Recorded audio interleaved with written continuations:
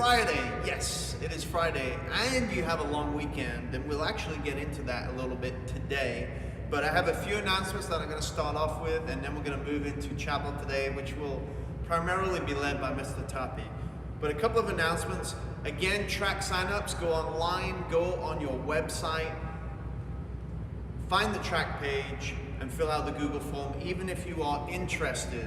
Last night, our girls wrestling team wrestled here on Mustang Mountain. Hannah Burton pulled out a win last night, so congratulations to Hannah. Also, the bowling boys won last night, so congratulations to the bowling team. Okay, on more of a serious note, again, you're out on Monday, but being out on Monday, a lot of people say that, oh yeah, that's a free day, but there's reason behind that. There's worth behind that. Because school will not meet on Monday because we are observing Martin Luther King Jr. Day. Okay? Today is actually Dr. King's birthday, January 15th, but this federal holiday is observed on the third Monday of January, which is why we are not in school on Monday. But at this time, I want to show you some of the photos that our PV campus created. Our third grade class at PV kicked off their civil rights unit with a prompt that said, what things would make the world a better place for all of us?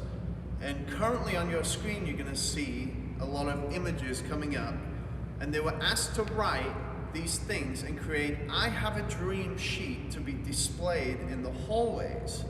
These are just a few images of what they created, and we thank Mrs. Sheehy's class for creating these.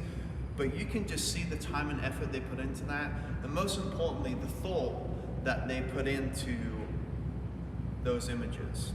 As we move on today, Mr. Tapi is going to present about Martin Luther King Jr. Day and just how that relates to us as Christians. Have a wonderful day. Good morning, CAC, and welcome to Chapel. I was recently going through some pictures from about a year ago and had some thoughts I wanted to share with you today. And so I want to share some of those thoughts and pictures with you today. In just a couple months, we will have lived with this pandemic for a full year. One of the many things that has been different about this year has been traveling, or perhaps the lack of it. In fact, the very last trip that I took was in February of last year, just as word was first spreading about the possible impacts of a virus. I remember because I had family members who were beginning to be concerned, and they sent me with strict instructions to sanitize my place on the plane for each flight. I was heading to Washington, D.C. for a Christian school administrators conference with Mr. Stewart, Mrs. Custer from the PV campus, Mr. Collier from the North Little Rock campus, and Ms. Brackens. The conference was going to be held in the heart of the city, so we were also looking forward to doing some sightseeing while we were there.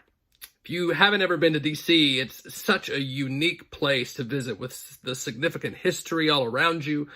For tens of blocks, there are lines of government buildings, and museums, and monuments to be visited, and so much of it is free to the public. And while the conference was really good, I know that we each enjoyed the off times to venture out and explore the city on our own.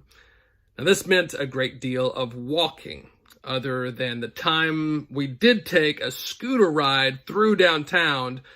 And of course, we had to take a short break to tend to some incurred injuries.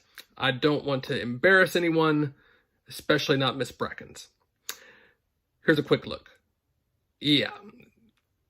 So there's just so much to see, so much to take in and reflect on that represents so many significant events in our history, most that took place long before any of us were born. In several instances, it was even quite emotional. I can remember 3 spots in particular that were really impacting. 3 spots that our group was silenced out of reverence and respect for the places we found ourselves. The first was when we visited the Washington, D.C. Holocaust Museum.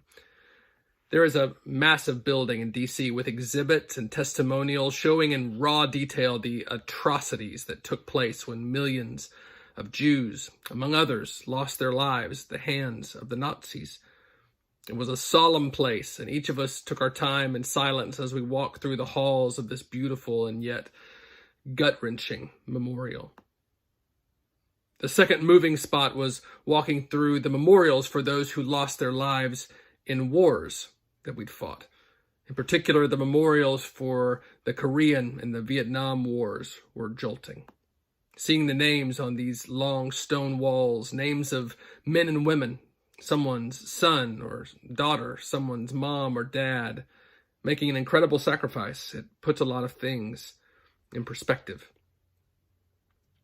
And the third spot I wanted to mention today that caused our group to stand still and silent, and the spot that made me think about sharing this, was the memorial for Dr. Martin Luther King Jr. Right overlooking the Potomac River, there is a large area dedicated to the memory of Dr. King, his words, and the ideas that continue to have a lasting impact on our society. Today, from a man whose life was ended violently because of those ideas. I'm not sure I was even prepared for how moving this sight would be, and I remember each of us walking through the stone entrance and reading attentively the words from one of our country's heroes. Words like, "It's not possible to be in favor of justice for some people and not also be in favor of justice for all people." Or those famous words from his speech made from the steps of the Lincoln Memorial saying, "I look to a day when people will not be judged by the color of their skin, but by the content of their character." This Monday, we won't have school. It's a 3-day weekend, but not because we have teacher training. It's not because we have parent-teacher conferences or because there's the tiniest chance of bad weather. This Monday is a national holiday where the entire country pauses from work and routines to remember the life and the accomplishments of a man who, while not perfect himself, saw the world for what it could be and asked each of us to look into the mirror in order to see how we could help change it to make it better for everybody. And certainly this past year has accentuated that we still have a lot of work to do.